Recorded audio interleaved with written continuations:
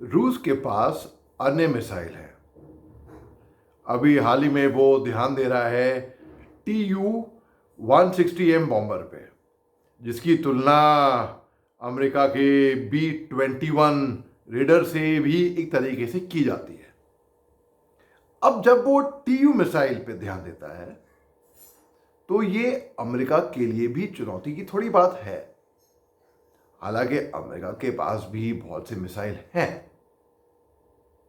अब आप देखिए, पिछले साल 2022 जनवरी में रूस ने TU-160M बॉम्बर का मेडन फ्लाइट भरी थी, जो कि बहुत घातक है, जो कि परमाणु हथियार को लेकर कैरी कर सकता है, उन मिसाइल्स को लेकर कैरी कर सकता है।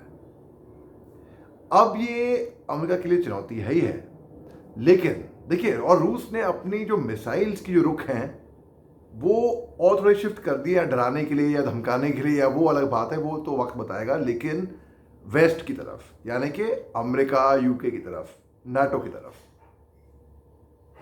अब क्या नेटो रूस को परमाणु हमले से रोक सकता है कि आप परमाणु हमला नहीं करेंगे?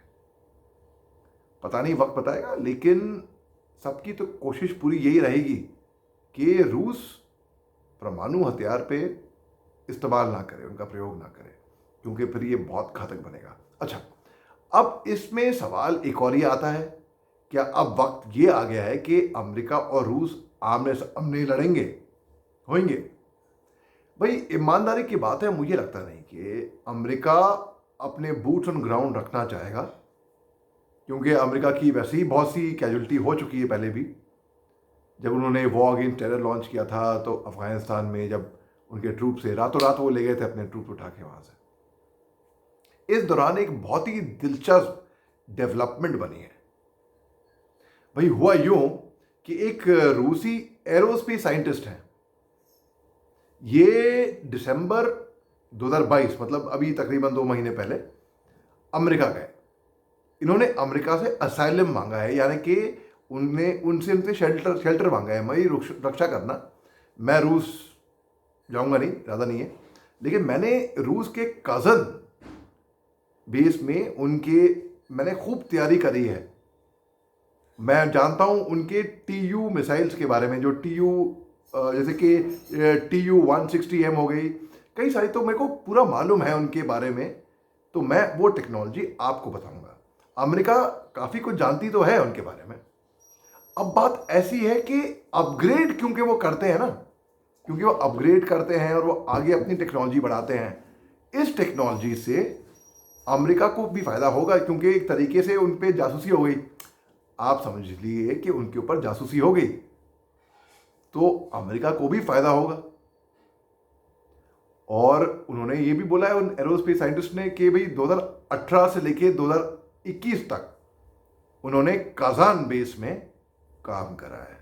अच्छा, अब अगर वो सही कह रहे हैं तो इसमें यूएस का फायदा है।